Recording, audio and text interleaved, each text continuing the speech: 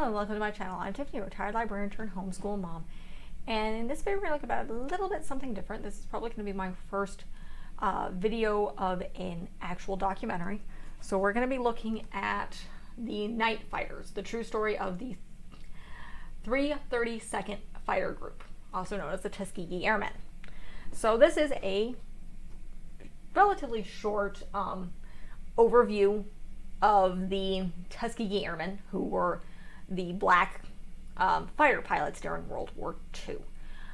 This is completely nonfiction.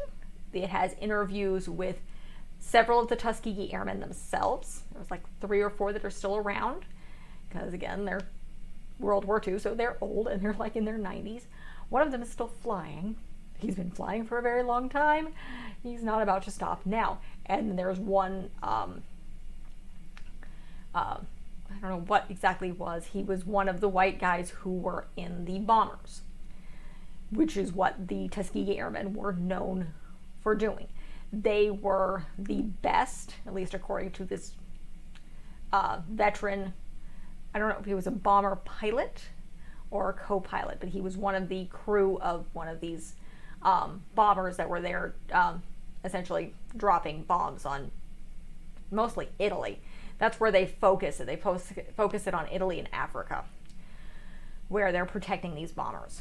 And he talks about how these were the red tails, which is what the bombers refer to them as. Most of them never realized they were black until later. That they were the best because they stuck. They were at the right distance and they stayed with them. So, however, this starts early on, where it talks about how Tuskegee in the South, they picked this air base. It was completely segregated. It was considered very experimental, and they were set to fail because some years later, before the military had done the film calls it one of the most bizarre documents to come out of this military think tank that pretty much decided that blacks' brains were too small, so they wouldn't be able to fly, and that they were inherently cowards.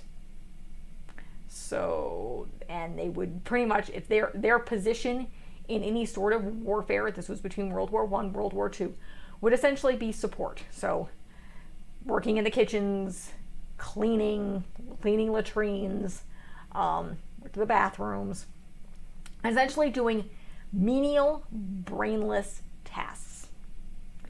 And that's what they were going to do, because that's in the mind of the white military. That's all they were capable of doing, because they decided that these guys were really, really stupid. So when they were, basically one of the things that happened was Eleanor Roosevelt, as Eleanor Roosevelt likes to happen, one of the men who just talked to, who was actually still flying, she saw him at an air show, and she insisted on going up in the air with him. People were not happy. They were not happy at all. She could not care less, because that's the type of woman Eleanor Roosevelt was. She could not care less. She went up into the air with him. He was completely shocked. He was perfectly fine. She came out. It's like, you guys need to be helping with a war effort. So she went to talk to her husband. Eventually, no matter how much she nagged him, when needed, he pushed to get them some sort of training. The military was obviously highly against this because they were very, very racist. But they started this experiment, and they were designed to fail. You did 3 things wrong, they kicked you out. So the guys were talking about, this was hard. They were trained harder and expected more of than any white pilot. Guys got kicked off one after another. It was insane, is what they said.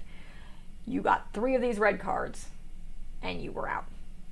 So, and they said, it's like, we knew guys who were great pilots, and they were kicked out. So, because they wanted it as small as possible, and they wanted it to fail. Problem was, even though they had a commander in charge of the base who was Southern racist, he was also fair. So he stood up for them, because he apparently, from what they can tell, it's like some of the guys said he was a great person. He backed us up. He fought for us in Washington, despite the fact that he was a typical Southern boy who grew up, they pretty much described as like, yeah, he would have hated anybody, but he was fair. And they had a small group that did in fact survive. But then they didn't know what to do with them because nobody in World War II had started. Nobody wanted them. Because again, military minds, these guys are useless. It doesn't matter if they could fly. Eventually, Roosevelt pushed, and they were forced on Africa. These guys did not want them, and they made lies about them in DC like crazy, that they were cowards, and even though they knew nothing about what they were doing up in the air. And they came back together. They succeeded in their missions, but these white commanders didn't care. So their commander, again, another black guy, went to DC and fought for them. And eventually they were sent. It was either send them back and have them training pilots, or keep them and do something. They ended up being sent to Italy. And the job that they were given was what they ended up really doing and excelling at, was protecting the bombers. Because right then, a lot of the white pilots wanted the glory. So they were going to go chasing after German fighters, Italian fighters, to get the glory and get the hits. And they were abandoning their job, which was to protect these bombers. And so the Red Tails, which is what they were called eventually, the back pilots, stuck with them. They did their job, and they made sure they got home.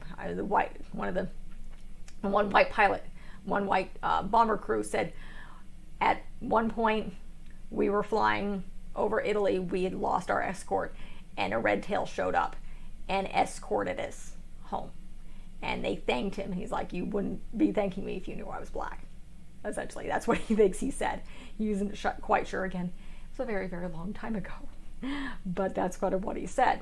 And this guy specifically talks about an instance where his team couldn't get back to their home base, and they landed there. And they realized that by this point, their entire base was segregated. So the entire, basically this 332nd base was black. The pilots, the crew, everybody. And they treated these white guys very well. But their pilot, they found a letter, because all the letters are screened, basically writing home and using the N-word like crazy. It was very blatant that this pilot was racist as crazy. The guy speaking was not, at least not at the time. At least he wasn't now. Because it's like these guys were they gave us eggs, they gave us steak, they treated us like their own. And it sucked. In the end, it talked about something that's really very sad, and the fact that we know when they got home, these pilots, people didn't believe them. They didn't believe. They were questioned constantly. It's like they have military crosses, they have awards, they have rank, and it didn't matter. Home had not changed. Nobody cared. Though they did say their one big success was Eisenhower, when he became president, ordered the desegregation of the U.S. military. So that somehow, I'm assuming Eisenhower was a commander, and he knew this, and he chose to force the military to desegregate after what these guys did. So it's a very interesting story. You get to see and hear from these actual pilots about what really happened, and how they were treated, and how they felt, and how one of these guys literally taught himself to fly. He saved up, he scrounged up the money, bought his own airplane, and taught himself to fly in the 20s. And they talked about when a lot of the guys who came down to Tuskegee these guys were from the north. These were middle-class blacks, well-educated, and they're in racist country. And it was rough. And they were segregated like crazy, and they were confused. They'd never seen anything like this before. They're from the big cities up north. They were treated mostly as equals up there by that time. But yeah, this was in Tuskegee. It was in the South. It was horrible. But it's a very good documentary. It's a great introduction to this point in history. And this really amazing group of people, not just possibly the pilots, but all the support staff who were over there fighting, helping them, basically taking care of their pilots. And what amazing thing they did, and yet when they got home, nothing changed. However, they were fighting. They answered this question because apparently one of the guys says a girl came up to him once when he was doing some sort of school speech. It's like, why did you fight for a country that hated you? And he's like, what choice did we have?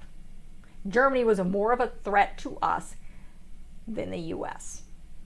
And that was kind of what his answer was. It's like, basically Hitler was far more of a threat than the horror that was going on in the American South. So that was their mentality.